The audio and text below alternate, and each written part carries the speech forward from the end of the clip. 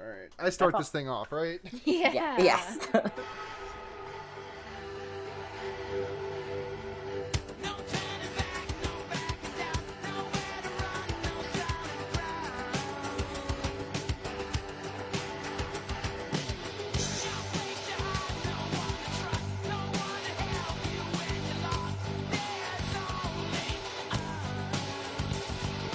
Humans, andalites, Yeerks, Hork-Bajir, and Taxons, if you manage to find some earbuds, welcome to the Wonder Yeerks. For all your Animorphs rereading and eventual rewatching needs, I'm Sarah. Beautiful. I'm Blair. I'm Seda. We had all this energy stored. We've just been like slowly building. Like it's the Super Mario 64 like running backwards in place for 13 hours thing. Except for we've been doing it for 6 months. I'm gonna triple jump. Word. That's the thing you can do in Mario. Seda, nice. I've been playing Super Mario Odyssey. It's good. Oh, nice. I play it on the baby mode that babies can do, and I like it. Mario's hard. It's nice. It's the one where if I die enough times at a certain point, a guy just comes and goes, "Hey, do you want to do that with double the lives normally?" And I go, "Yep, thank you." Yes, I do. I'm having trouble, and they're like, "We know. How about you don't die as much, or rather, how about you die more, but you don't die for real?" And I say, "Thank you." That will help probably. I love that for you so much. Thanks. It's hard to do a video game. It is. It's been a long time since we podcasted. It's hard to do a podcast. It is also hard to do those. Yeah, when the world kind of entirely collapses, in the short aftermath of doing the, like, in addition to everything that's happened globally, like some bad personal things happened in like shortly after we recorded our last episode. Right. It is interesting because it was like there's some things fall to the wayside when things get very stressful, and I was like, Animorphs can wait. I looked in my soul and I was like, Animorphs can wait. We were building anticipation. Right. Well, and I'm really glad because I really felt like I was carrying a lot of that, like, of the hiatus, because I'm a control freak and I won't let anybody else edit the episodes unless something really bad happens and I have to. And I guess something really bad did happen. But not only to me. So I was like, I'm going to do it. And then about, 3 months after we recorded that episode, I was like, oh yeah, I should do that, huh? And then about 4 months after, I was like, haha, guys, remember how I haven't edited that episode yet? And then 5 months later, I was like, I'm gonna do it. Yeah. It's gonna do it. It's gonna happen sometime. And then finally one day, I just sort of had a passion. Yeah, last week you posted a picture to the Discord server of you giving the middle finger to your audition program running the edit. Yeah, I'd forgotten that. So first of all, I had completely forgotten what book we were talking about, but I also forgot that I was very sick when we were recording that. Oh, I forgot that. Well, I certainly didn't pick up on all of them, but I like to go through and take out as many, sniffles and coughs as I possibly can. Of course. So it was like this reintroduction to editing a podcast, which is something I haven't done in quite a while, being like, fuck me, why didn't I blow my nose and like take a Sudafed? Who this bitch? Like, oh yeah. It is truly such a relatable feeling though, because I feel like, at least speaking personally, about 6 months of like just sitting and ennui for like during like the lockdown and stuff, I was finally like, I have to get done all those things that I haven't done eventually. And then around the same time, you were like in the same headspace. I don't know. It just feels like there's a tipping point for that sort of like a malaise, Absolutely. It's felt like hilarious conversations I've had recently with friends. Like, they'll be like, so have you been? And I'll be like, I think I'm finally getting my feet under me. You know how we talk once a month, and every time I've been like, Yeah. Well, I'm going. Uh-huh. I'm here. I'm heading forward. I feel like I see the light. Yeah, ha, ha. I didn't. I was lying. I hadn't seen the light, but I think I've turned it on now. I realized I had to turn on the light. Yes. Yes. And I think I'm getting it's so annoying, isn't it? It's so annoying. So annoying. Yeah, I am in a situation. It's sort of been thrust upon. Like I started making these moves before, but it was sort of thrust upon me recently because I might be without a roommate soon. So I'm like, I really have to get my life in gear now. Oh boy, yeah. Yeah. Yeah. So, but that, you know what? Terror is a great motivator. You know. Yeah, it really is. That's what finally got me off my ass to finally sort out my fucking health insurance stuff last month. After I was like, oh shit, fear. I've got 10 days until I am off my parents' insurance and having to fend for myself. Oh god. Yeah. Which was fun. But we're all doing great, and I'm super proud of all of us. Any other updates you'd like to relay to the audience from this past 6 months to now? I'm going back to college. Like That's cool. I'm going back for a math degree. Nice. Oh, I'm in love and stuff. That's adorable. I love every time you post about your partner. I am just, my heart is full. Seda. Yeah, it's pretty sweet. It was actually really funny editing this episode that I had recorded. Like we'd recorded it. She and I had been dating for maybe like 6 weeks. And I tell a story at the very beginning of that episode where I refer to a mysterious unnamed character, the bartender. I'm like, oh yeah, I don't know, I was really sick and I went to the bar and was drinking tea there and I had this conversation with the bartender. It's because the bartender is shorter than the girl who I'm dating with. I'm, you know? Your girlfriend. Yeah, so... Yes. And that's who that is. The reveal 6 months later. I know everybody's been dying to know who's that bartender. Who's that bartender? It's Pikachu. Your energy is like delightfully manic. Right now. I've truly missed this. Nuts. I can't stop laughing. Like, even at stuff that's, like, not particularly that funny. I think I just missed you guys. I mean, honestly. You guys too. Yeah. I mean, I've podcasted with Sarah. Yeah, I've had a couple of recent memory. Yeah, I've had a couple instances of Blair. I've had a few dosages of Blair for fear baiting, but this trifecta has been missing. Yeah. There's something chemical when we are all in the same Discord voice chat channel or whatever. Yeah. Absolutely. Well, it's beautiful. Thanks, guys. We're back. We did it. We're at least recording one more. I'm not going to predict the future, but we're doing this right now. Possibly. Yeah. We should not have that level of hubris. It's 2024. Oh my God. It's like the book where Jake wakes up and he's like in the future and he sees his sexy older self. Oh my God. Oh my God, I right. fucking forgot about that. I hate this book series. Speaking of discontinuous timeline, but that's nothing. We read a book this week. Yeah. I guess speaking of Blast from the Past, this podcast and also David. Oh my God. So, well, before we get into the book, we need to look at the image on the cover, which is just so we've got book number 48, The Return, and the cover is just Rachel turning into angry Wolverine Rachel. Yeah, she kind of gets abs through her tank top. That's just how abs work. It is. I've never had sure. those, but I that's also what I'm told. am just noticing now that they've sort of had to they've tried to edit the tank. I think they were trying to broaden her shoulders to make her more tough, and they've sort of had to edit the neckline of the tank top in a way that is. Are you talking about the thing that looks like a necklace? Yeah.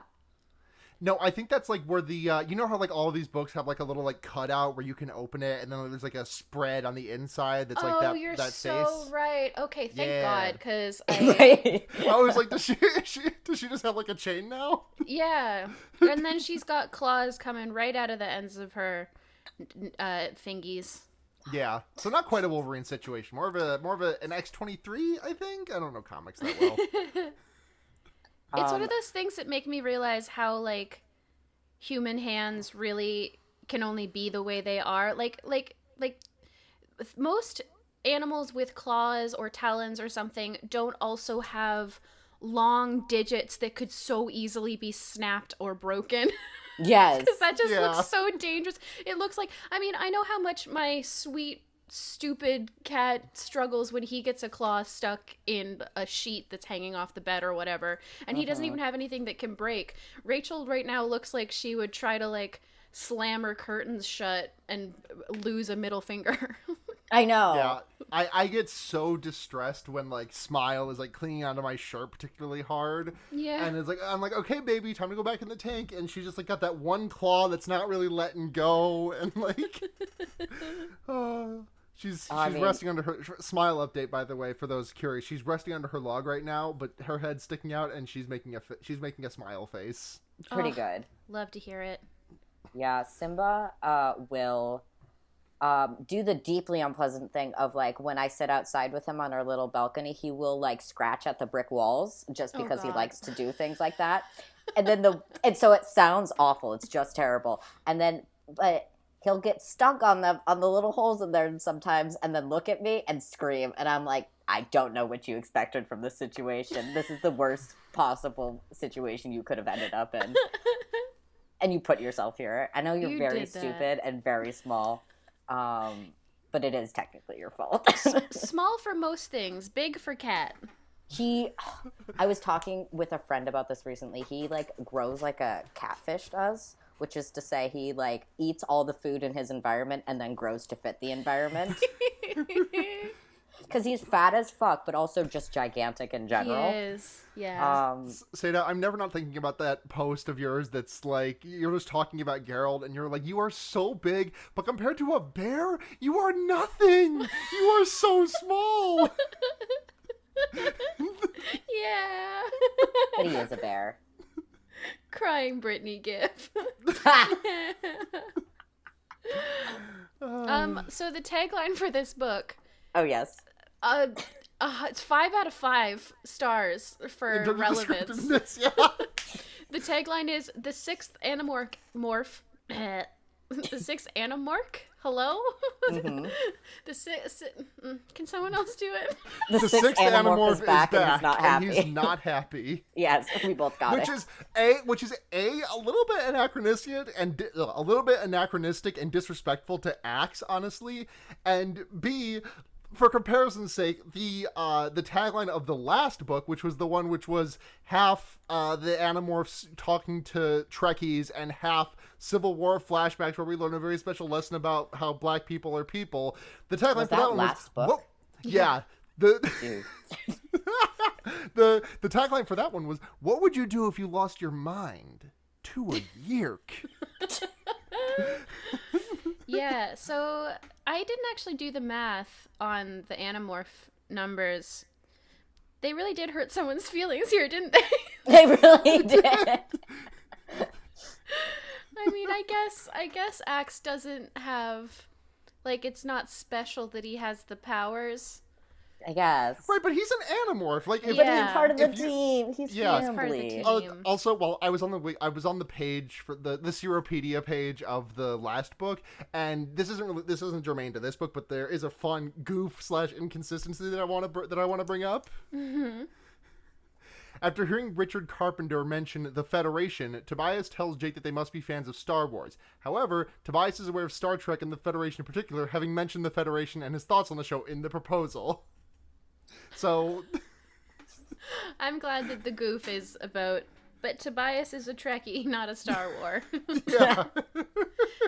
Only because Tobias would identify too hard with Anakin. Yeah. What?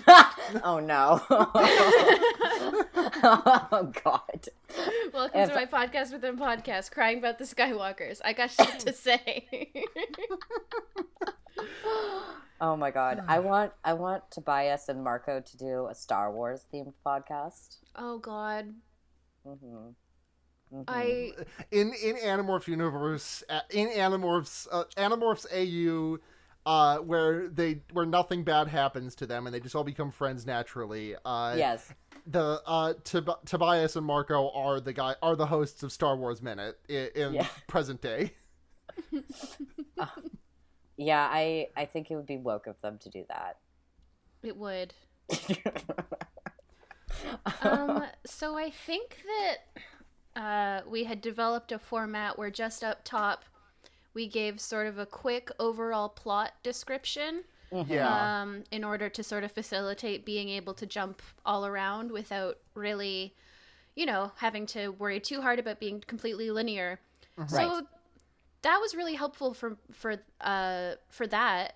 But the thing about this book is it's not very linear. It is incredibly disjointed, and there's a lot of confusion, both from me who doesn't read good and from on purpose in the narrative confusion of what Yeah. is real and what isn't. I So think you should give yourself more credit.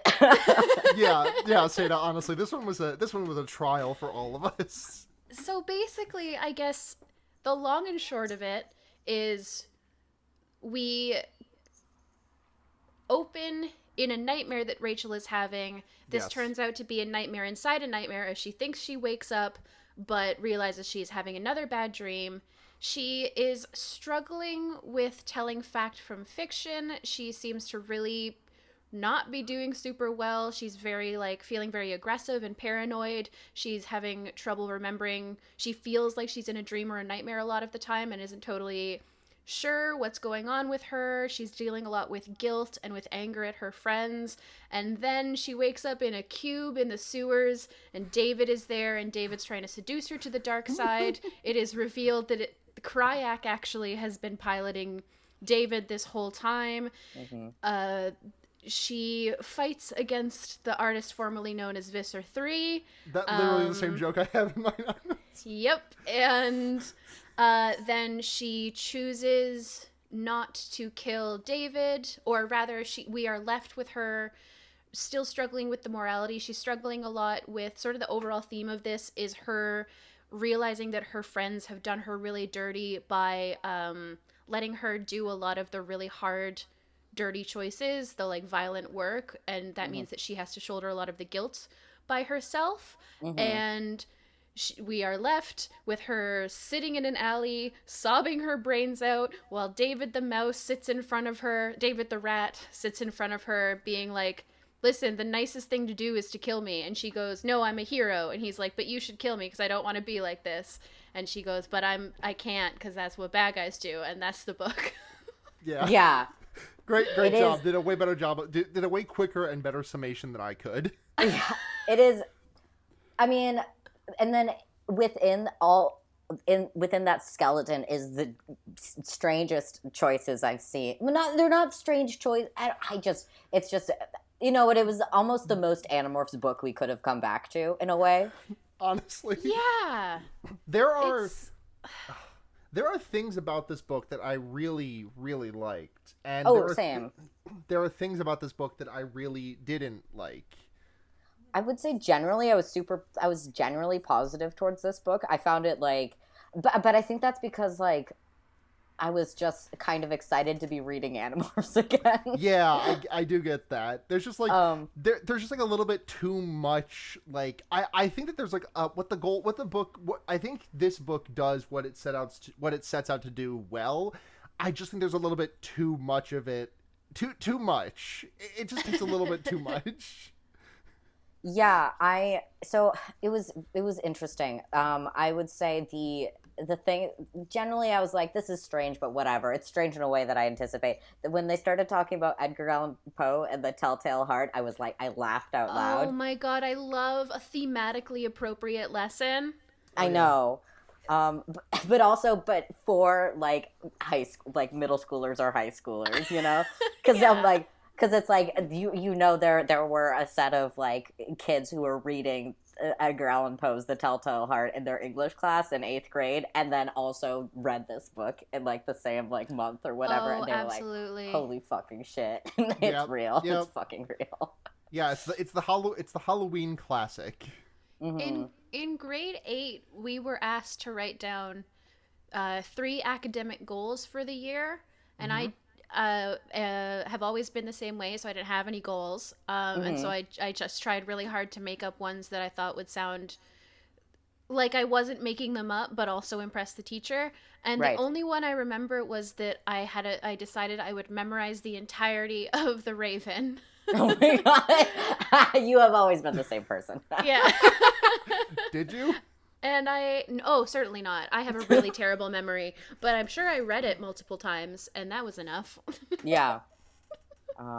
Sada's is the same. Sada's is the same. You did just like knock loose a memory that is germane to the podcast of an elementary school thing where I was like in second or third grade and we had to write down like what we would wish for if we could wish for anything. And I wrote down two things, which is that I wish I had specifically like $1 million, like a million dollar bills, and also that I was an Animorph, but I didn't want to say that second one out loud because I felt like it was embarrassing, and so I just said the $1 million one. Oh, That's so cute. I want both of those things now. Yeah, I didn't really. I loved these books as a kid, but I didn't really understand like the trauma of it all. So I was like, "Yay, aminals!" Totally.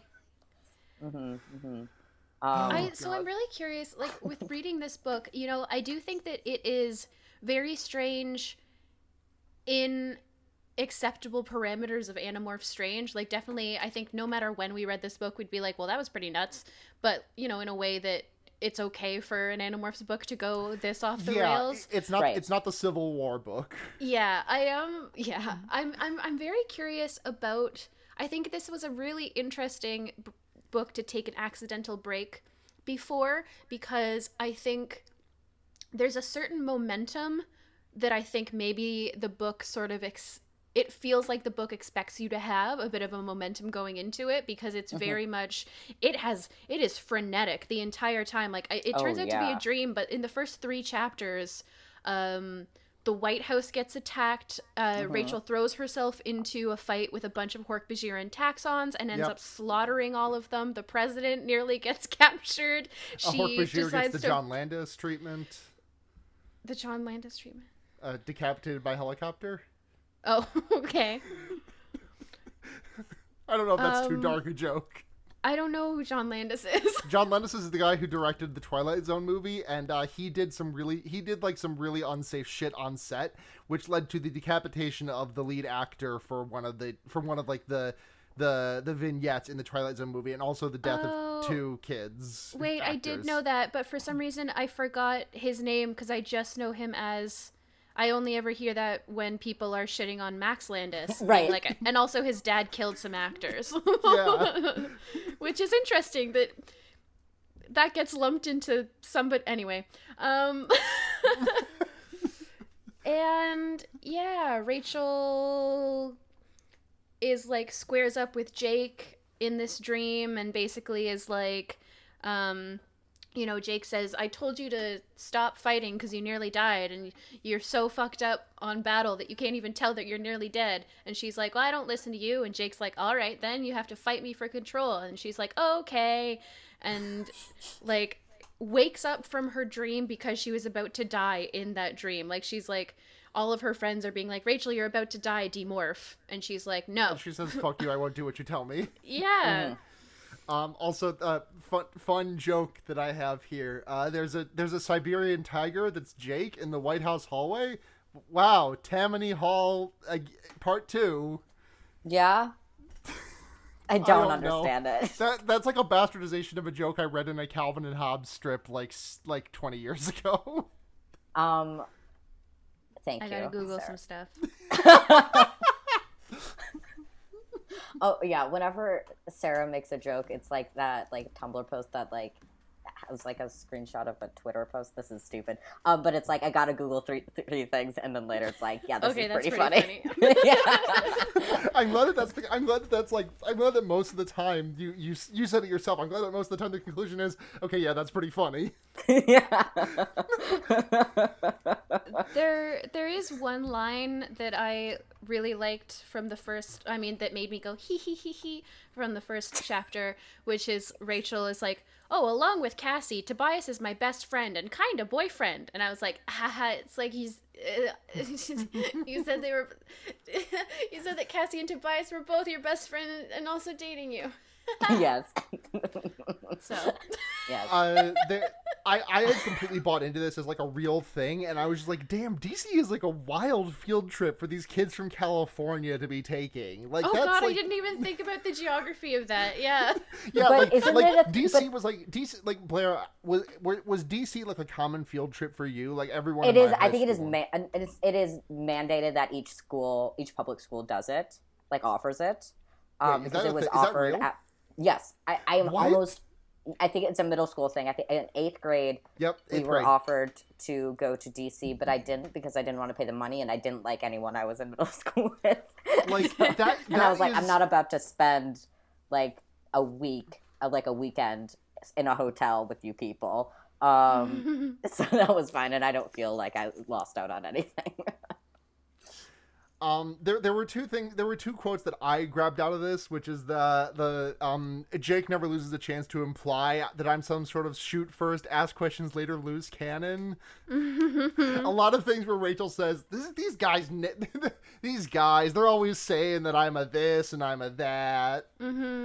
And also, Rachel identifies some furniture in a White House room as some skinny-legged French gilt jobs or something, which is like way more than like I would be able to apply to describe furniture in any scenario. I bet that she just picks that up from browsing catalogs. Oh, for definitely, clothes. 100%. I also like love her as like someone who's like snobby about historical interior design. Oh, totally. Oh, I do love that. I would love if Rachel, like, is one of those people who you can't watch a historical movie with because she's like, oh my god, that stitching is so obviously done by a machine. That's hilarious. I love her. No, totally though, absolutely. Yes, or like, oh my god, that is like a century like too soon or whatever, you know? Yeah. Oh. Oh, I'm having emotions thinking about the Animorphs movie night. Yeah. Oh, Oh, and- man. It doesn't matter who picks the movie; it's always impossible. Oh, there's no way. There's nothing that they all agree on. For sure. Well, okay, what kind of movies would Axe bring to movie night? Documentaries, right? Like, Yeah, It's yeah. gotta be. Yeah, it's gotta be.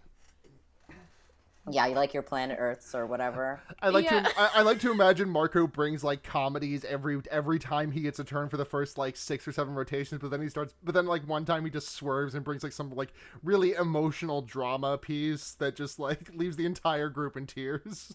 Yes.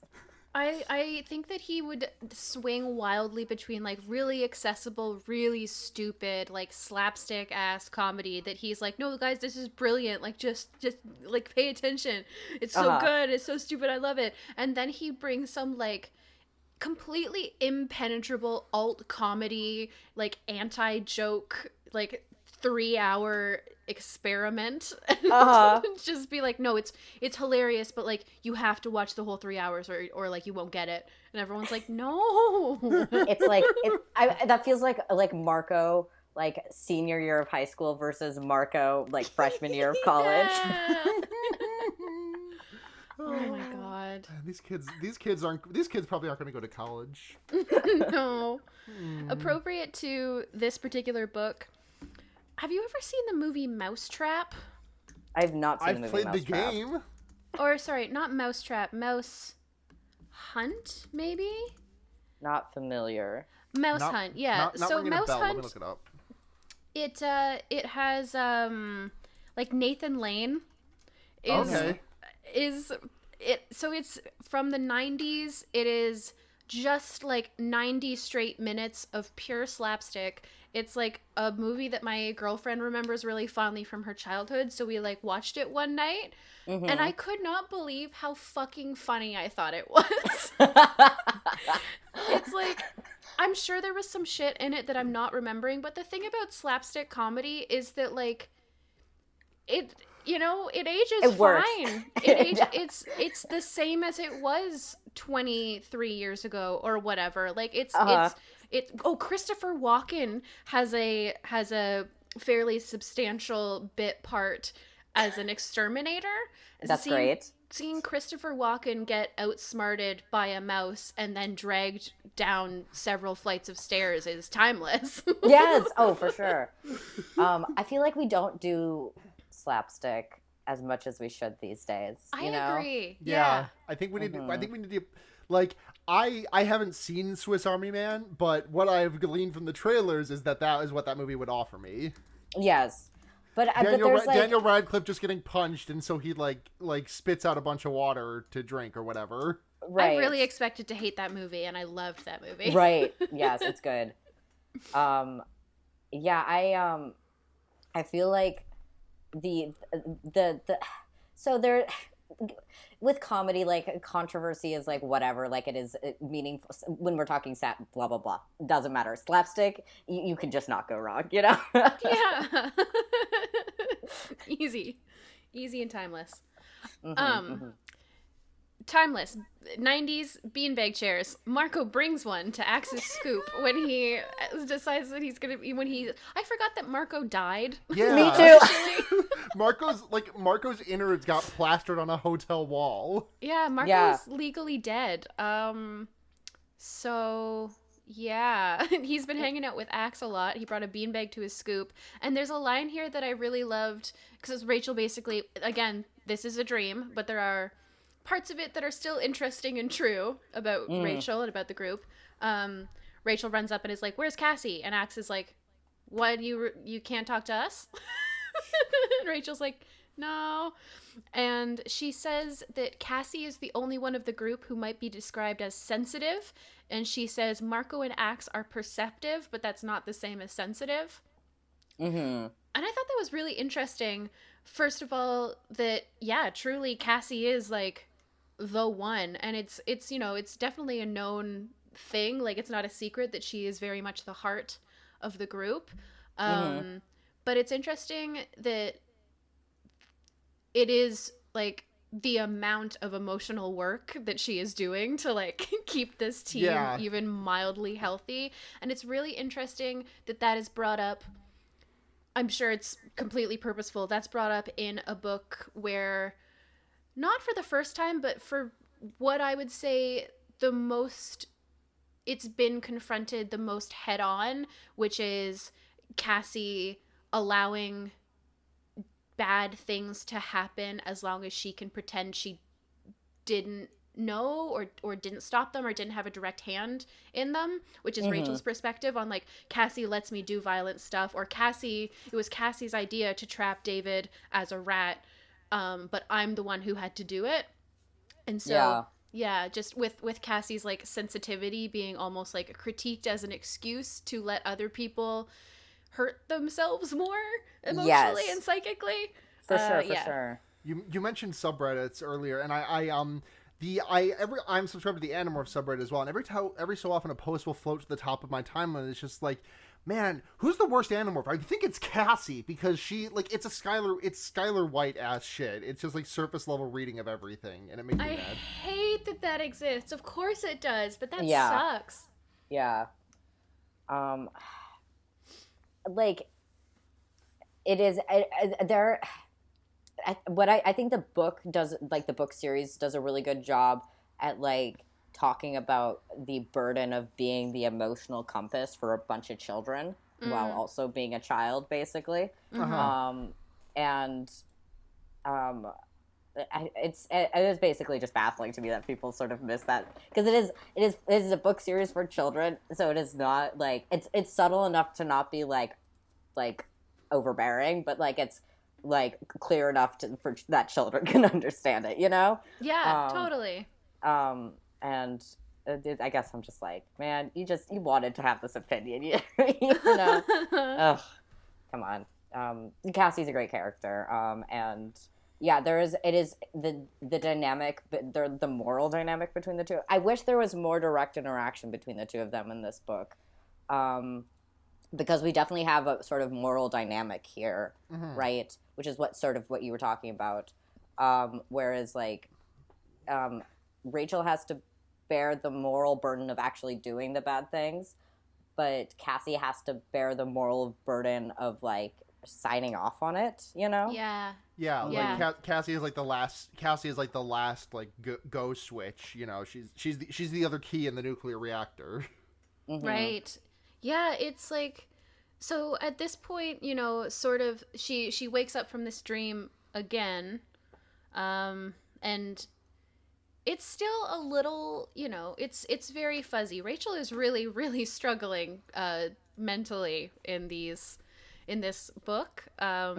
With like the lines of reality and stuff, and obviously she is being toyed with, so Yeah, by that's also by a thing. Kryak and the Drode. Yeah, it's both, I think, a genuine like mental distress, and also, you know, a big psychic god monster is fucking with her. Yeah. Yes. Same thing. Yes, when you're an Animorph. Yeah, and she has these like interesting, very recognizable to me, like furious paranoid thoughts where like she walks by Jake in the hall, Yes. and she Oh wants my to stop to God. talk, and Jake just nods at her, and she goes, oh well, fuck him then, like he's being cold to me now, like she instantly, and she even recognizes that she's overanalyzing it, but still analyzes it and thinks, oh, what, he's judging me, he's mad at me, and so he's going to be a dick to me in the hall, even though there's no evidence of that. Jake was just going to class, and she knows that, but she's like, gets furious, and then She goes to class, and then Cassie turns around, and Rachel like notes how genuine her smile is. yeah, and she sort of says like that Rachel thinks that she is having these recurring nightmares. She's like trying to she's having recurring nightmares about like this final showdown with Jake, about like leadership and control and that kind of thing. And she's trying to figure out exactly why. And I think the first theory that she floats is that because there's this like open secret, that what she considers an open secret, what everybody thinks is that Rachel, likes the war and likes fighting, and good guys aren't supposed to like it. Yeah. And at this point, it goes dream again, kind of, I think. She is flying with Tobias, and she's complaining. She's like, why is it that everybody thinks I'm a fucking monster, but Marco gets away with complaining all the time? And Tobias is like, well, you know, Marco complains because it sucks, and everybody thinks it sucks, but not everybody understands why you always want to fight everybody. And Rachel's like, that's not true. Everybody hates me now. Well, that's because Jake is a leader, and he's threatened by me, and he's threatened by my power, so he's trying to make everybody think that I'm this loose cannon and I'm untrustworthy, and then it's a dream again.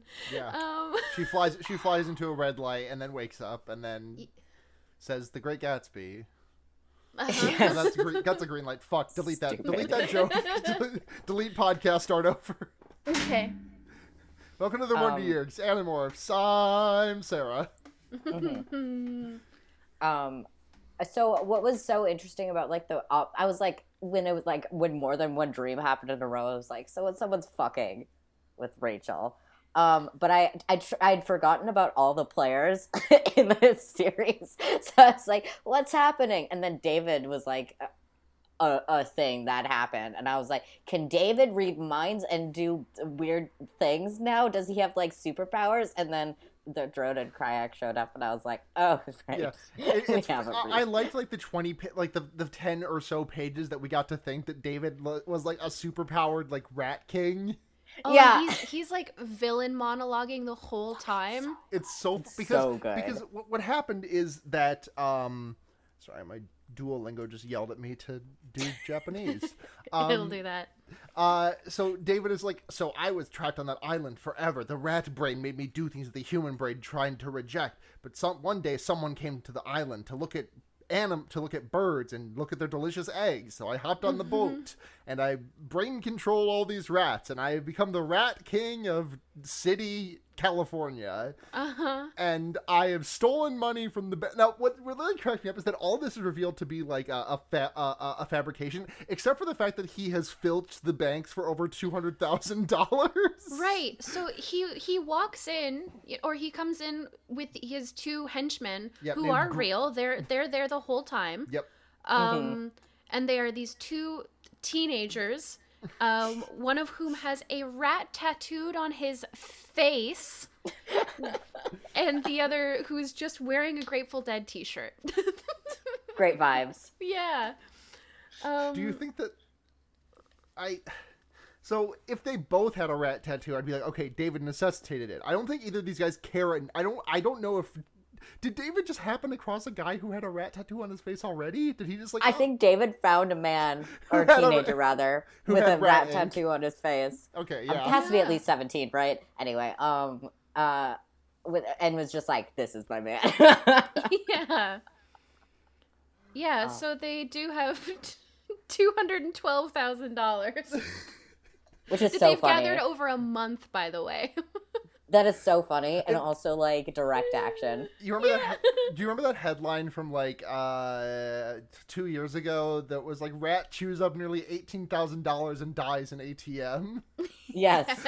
Yes. Oh, absolutely. Oh man, there's some good villain stuff in here, even if it is ultimately an illusion. I like when David appears, and I mean it's been pretty obvious. Well, I mean obviously, the tagline of the book says that David's gonna come back. Yeah. Right, But also throughout the book, it's been sort of the event that Rachel has been fixating on of when she did a really awful thing to somebody that she doesn't feel like she was in control of. And so David walks in and he's like, surprised. And she says, no, I said truthfully. And he's like, oh, well, are you terrified? And she's like, no. And then he goes, well, it's still early.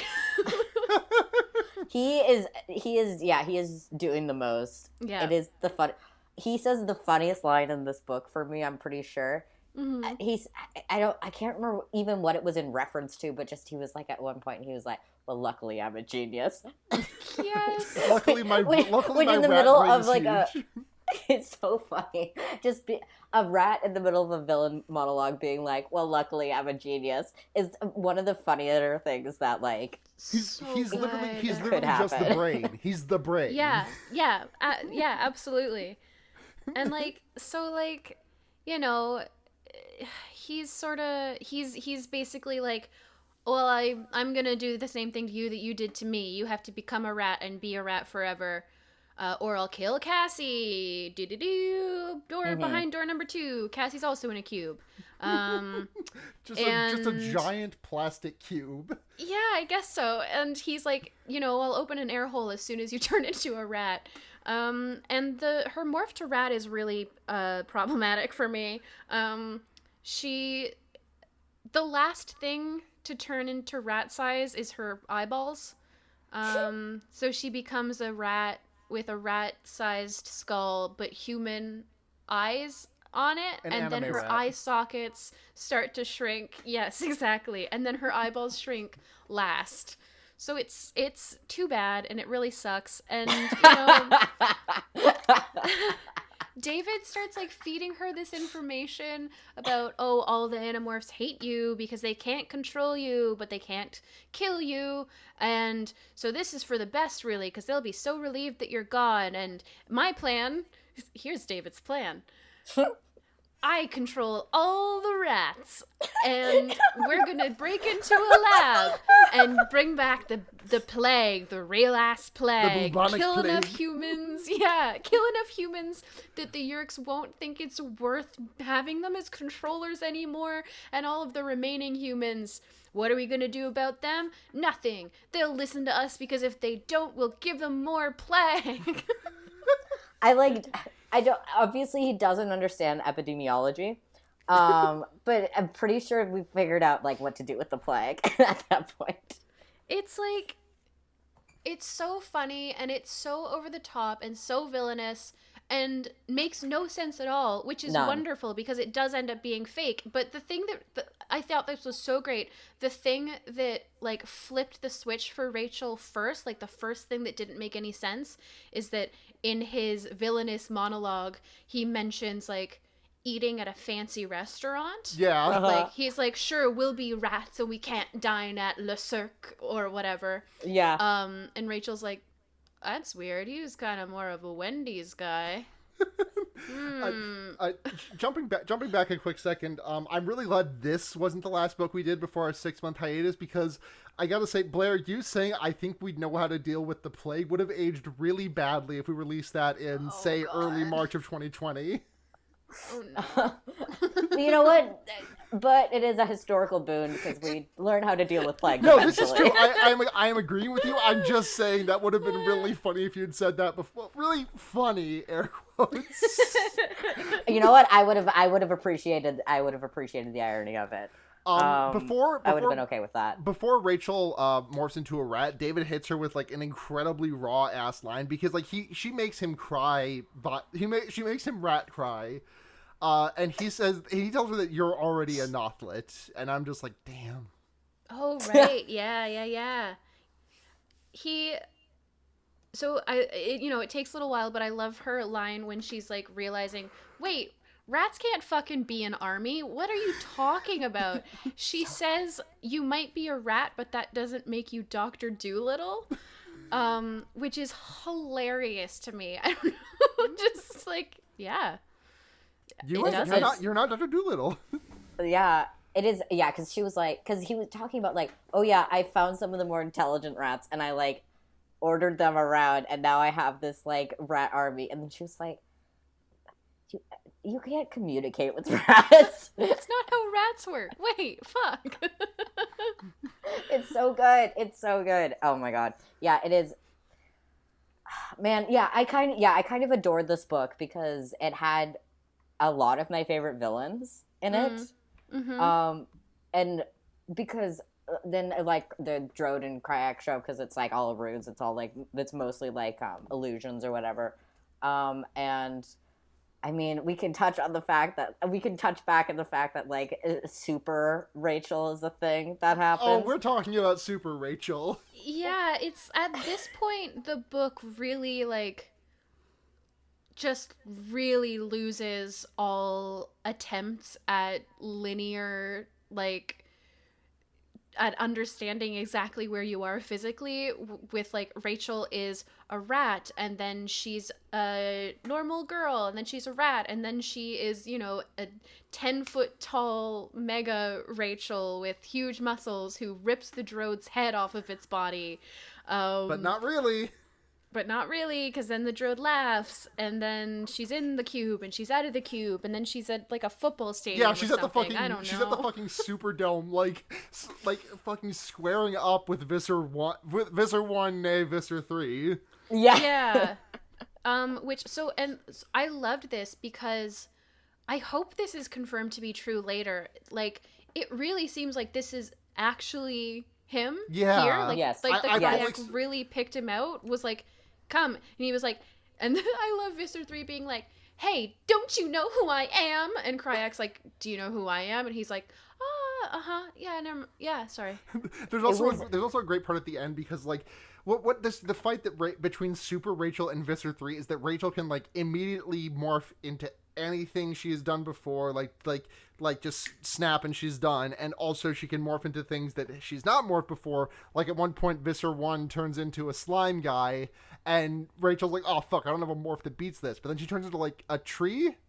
She makes up a huge plant monster. Yeah, she turns into Seymour, not Audrey Seymour. too. Audrey, thank you. Yes.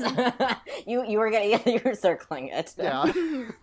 And but at the end of it, Visser 1 is like, this isn't fair. This thing has no weaknesses. Yeah, right, because the Kryak's like, hey, Visser 3, well, Visser 1, whatever. Visser Thrun. If you defeat this creature, this big young child, you win Earth. You can have it. And he's like, shit, yeah, all right.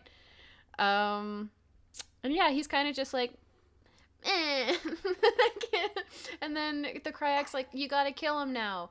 And Rachel's like, no. She sort of had this whole inner monologue where she realizes like she's addicted to power, and she knows that the Kryak is offering to give her power, and the Kryak's even like, you can end this like war, you can end the infestation. I don't care if you kick all of the Yeerks off of Earth, you can have the power to do that. And she's like, oh, well, that would be cool. That would be nice. And then she sort of is like, oh, wait, there's a reason. If the Kryak really wanted to end the war, he would give this power to Jake, who could control it. But Jake wouldn't do all the evil shit that he wants him to. So he's giving it to me because he thinks that I'll be bad with it. Yeah, he's like, Yeah. she's like, she has like this vision in her head of like Super Rachel being the liberator of the peoples and the savior of Earth, and then she realized that the people would look under her as a tyrant. Yeah. And so she decides not to kill artist formerly known as Visser 3, and she gets turned back into a rat. And I guess the Kryak just leaves at this point, right? Like Kryak's kind of just like, you've disappointed me yet again. I will not be making this offer once more. And Yes. floats off. Yeah. And then David's like, well, that was stupid, but good news. Now we can rule the town together as Rat King and Queen. I really do have $200,000, Rachel. We're rats. We can spend human money as rats. And then Rachel like temporarily like unionizes the two flunkies of David. Yes. She's like, listen, how much is this guy paying you? Whatever it is it 106? Is it half of the money that he has because he should give half of it to each of you? And she's like, listen, I will track his scent. I will tell you where to get the money. And they're like, okay. And they let her out, and she demorphs, and she gets stuck in the middle of the morph, but she does like the thing that they always do, where it's like she just tries really hard and succeeds. It's just funny. Every time. It is silly, but I liked the framework that they put on it this time, which is that, she's trying to learn the lesson that she thinks she should be learning. So she's trying to put all of her emotions aside and just focus really hard and dig deep and find her inner strength. But then she realizes this isn't working, and she taps back into her anger and her fury and her hatred, and she uses that energy to finish the morph into her human form. And I think that's really interesting because it is absolutely not the thing that is a narrative device I really like, which is where the protagonist learns that something they thought was a weakness is actually a strength. Right. And they can use it, that kind of thing. It is genuinely, I think, Rachel kind of backsliding or realizing I don't have the luxury of letting go of anger right now. Like I don't have the luxury of healing and becoming a soft, gentle person. That's not something I can do right now. I need to keep using this because it's all I've got. Right. And it would have felt weird and corny if it was the other way. Yeah. Yeah. So, no, I totally agree. I do generally I was like, well, we've seen this show before, so it's fine. But yes, you're correct. Yeah. The framing was at least I had something to say, so which is good. Man, imagine if Rachel just had mouse legs for the rat legs for the rest of the series. She also everyone's getting really fucked up at this point. She also has to fake her own death to escape the shame of being rat legs Rachel. If both Marco and Rachel died, surely Jake's getting a call, right? At that point. Oh, I know. Oh my god, I know. Yeah. And also Tobias, they're like, oh, Tobias, that kid also went missing. Wasn't Jake the only one who was ever nice to him? Jake's a serial killer. Right. That is. I'm like slightly delighted by that because, it is not a huge trope, but it is a minor trope where it's like outward perceptions of magical realism stuff, like being sort of like suspicious and maybe criminal. It's sort of fun. There's a really like kind of heartbreaking scene at the end here where Rachel like frees Cassie from the cube of death, I guess. And she's just like, well, someone's got to take care of David. And Cassie's like, no, don't do it. And Rachel's like, well, are you going to do it? And Cassie's like, no. And Rachel's like, yeah, I didn't think so. I know. It's so hard. I do really wish they had more interactions in this book, but that was so powerful, and I can only hope and trust this series to sort of like keep exploring that, Yep, which Yeah. I think it left. will. Mm-hmm.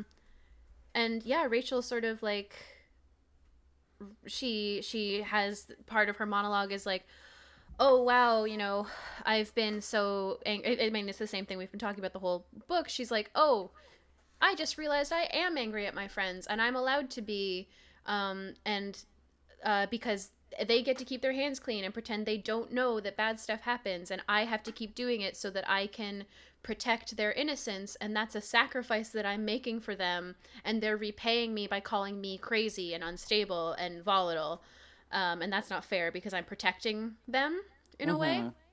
Um, and the scene between Rachel and David is also really effective, Yeah, I think. Like I agree. it's especially because it starts off as like a high-speed chase, you know, like Rachel turns into a rat again and she's stalking him through the pipes, and she hears him get out of the pipes and like is sitting in an alley, and she gets out of the alley and she's ready for anything. She's ready for him to be there with like a trap. She's ready for his cronies to come out of nowhere. And instead she just finds him like sitting on his little rat haunches, sort of basking in the sun and sniffing the wind, just being grateful for the like moments that he's having, and being like, wow, beautiful world, isn't it? Shame I gotta go. And she's like, I don't know what you mean you gotta go. He's And- like, yeah, you Yeah. do. He does the Rutger Hauer Blade Runner thing. The I've seen things you people wouldn't believe. Time to die. And then Rachel Basically, says, Rachel says, yeah. no, not time to die. I'm the good guy. I'm not doing this. And David's like, please, don't let me fucking live like this. And then it just ends. Like, Rachel doesn't make the choice. Rachel is sitting there crying, and she's willing David to run away. Like, she's sitting there like crying into her knees, just being like, oh, I hope that I hear him running away, because then maybe I don't find him. And she's wishing that anybody else, any of her friends, would come up and save her and make the choice. And I think that in that moment she isn't even saying, oh, I wish one of my friends would come kill him. She's even just wishing that somebody would come and tell her what to do, like so that somebody else would say, well, I mean, Rachel, you gotta kill him, so that she's not making that choice. And we don't see her do it or not do it. It just sort of ends with the two of them sitting together, knowing what has to happen, but not knowing if it can or will. Right. Yeah. Yeah. And Rachel's mean- like, oh, ah. I mean, it feels appropriate, honestly, but Yes, totally. I gotta say, like, I have a much stronger opinion of this book than I did like an hour ago. Like, I think Yeah. like definitely you two have made compelling arguments that have swayed me, but also just like talking through it made a lot more of this make sense that I'd kind of written off as weirdness. nonsense. Yeah, I've got Totally. I've got some goof / inconsistencies from Seropedia to share with you. Great. Yes, absolutely. I'd love to hear it. Okay, a couple of things about like just thought speak being used when it shouldn't be, or vice versa. David mentions that he had been forced to live as a rat for months. However, based on the overall timeline, it had been nearly 2 years since the Animorphs marooned him. Now, I actually like this more as not a goof or inconsistency. Like, he's actually been gone that long, but he just doesn't realize it. Like, he has like maybe lost time because of rat mode. I buy that totally. And I think that I think that the book would even sort of back that up, because Rachel thinks at one point, like, how long does a rat even live? Like, which I don't think you would think after like 3 months. Like, Yeah. like I Right. can see it after a couple years being like, I don't know, rats probably only live a little while, right? Yeah. I don't know. And Right, one more right, right. thing. Rachel states that this is coming back to something we talked about about the tagline.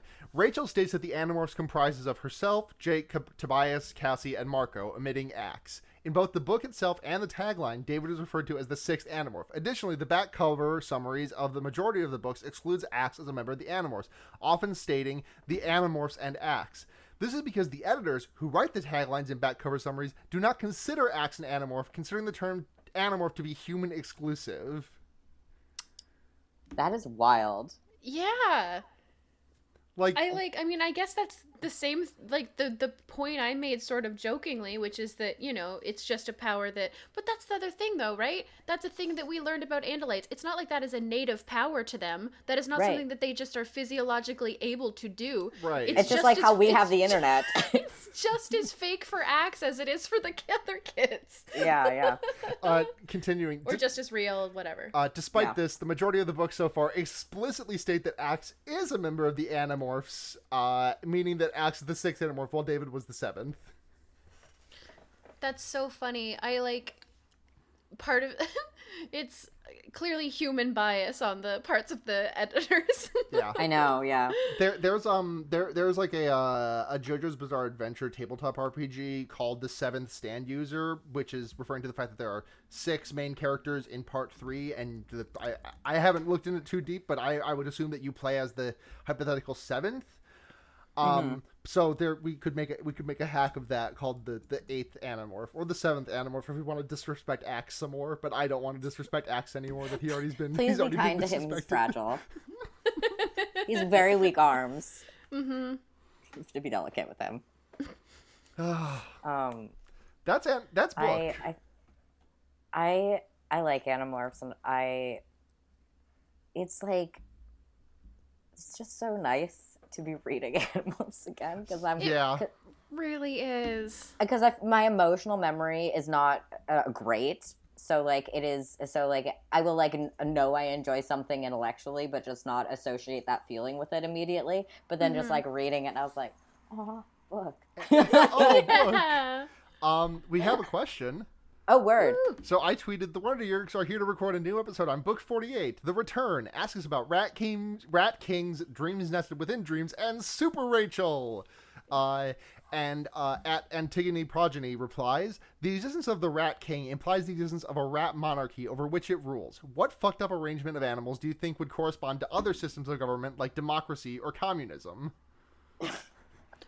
Oh, I was going I had completed that question in a different way in my brain, and I was already thinking those answers, and now I got to pivot. Can you say? I'm gonna read it again. 1 second. Well, hold on. I want to before we go back to what the question actually is. I want to know where your brain took it, because I want to answer that question too. I think that sounds like a fun question to answer. Whatever you had in mind. It was, so if there's a rat monarchy, what are the arrangements of the other, parts of the court? And I was gonna say, a rat jester is just a series of 5 rats that are constantly jumping over each other and cartwheeling over each other and moving at you really fast. It's so good. What's the thing they used to advertise in old comic books? It was the flea circus. It's like a flea circus but with rats. Yes. Yeah, exactly. Oh my God. That's tremendous.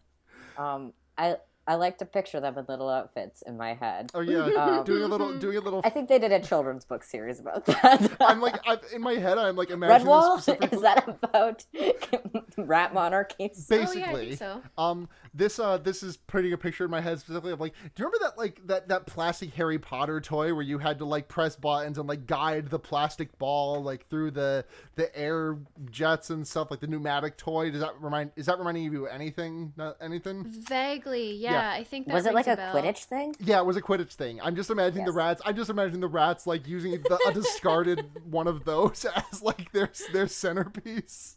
Yeah, absolutely. That's great. But back to the question originally asked by Antigone. What fucked up arrangement of animals do you think would correspond to other systems of government like democracy or communism? I don't even know if I would say that that rats are the most monarchistic animal. Oh, certainly not. They speak to sort of an egoist anarchy, very individualistic anarchy, I think. I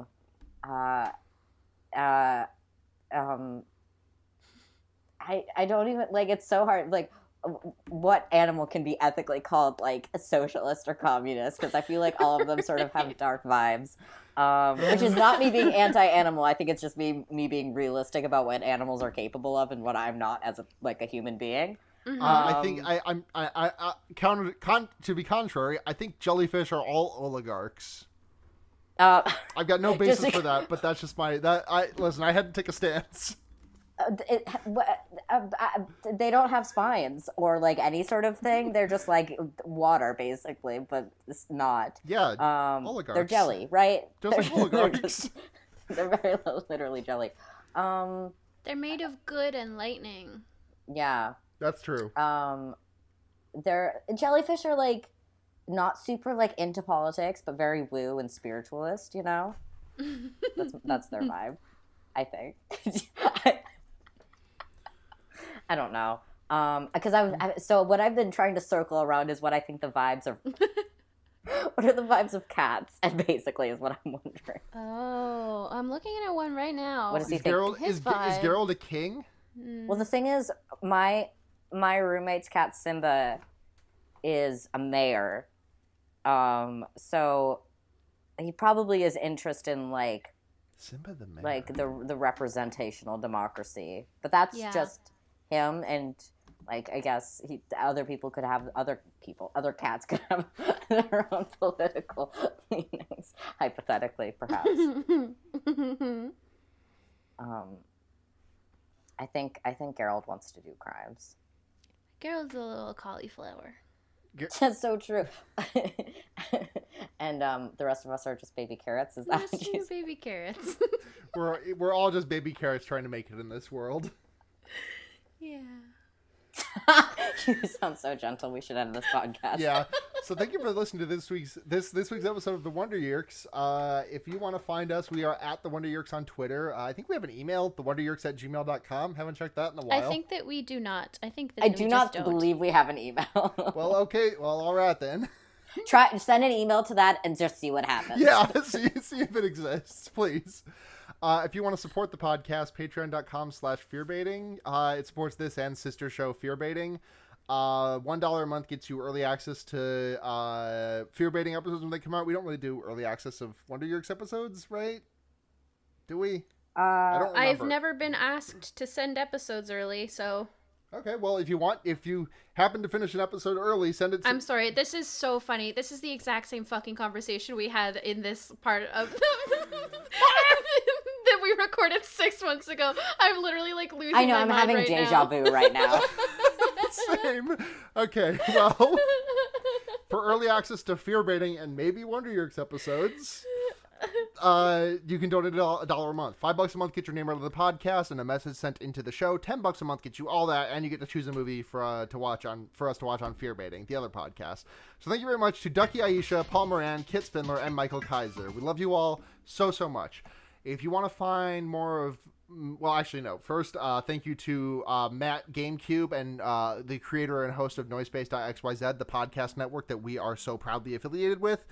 Listen to other podcasts on that network, such as Fearbaiting, which is I almost called that the Animorph show that I do because it is the Animorph show that you do. It's the horror movie podcast that I do. You can also listen to the Henry Kissinger's Pokemon Going to Die, the Leftism podcast that I do with my friends. We just recorded an episode a couple days ago. It was a good one. And if you want to find me personally, I'm on Twitter at SunhatZhenya, SunhatZhenya. And also, to recommend a noise-space podcast that's not mine, I really like 0 to 0. It's a podcast about the mid-2000s terrible reality show Who Wants to Be a Superhero, which is a Stan Lee production. It sounds like, I have not watched an episode of the show, but it's, from what they talk about, it's probably one of the worst conceived reality shows that has ever existed, and I can't get enough of it. That sounds great. If you would like to find me on the internet, you can do so at Blair Kitch, and that's basically it. Roll the dice. Who knows if my Twitter is going to be up or deleted at any given moment. I'm just having fun. Rolling the dice with life in general. I love that for you. Thanks, man. Hey, Seda, do you got plugs of things? Yeah, sure. You can find me at Twitter.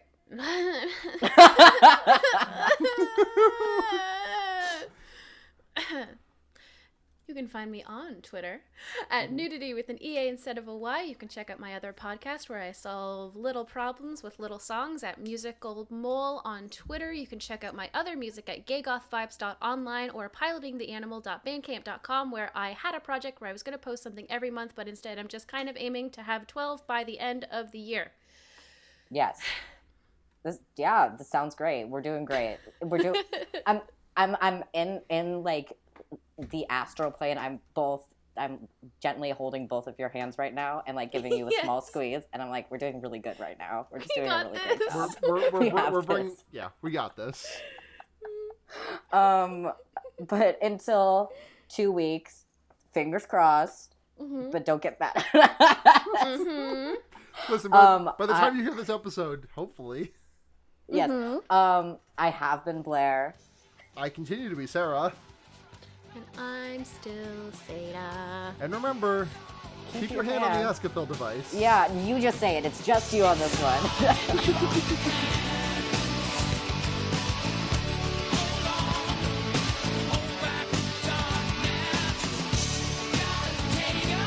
Great vibes. Across the board, great vibes.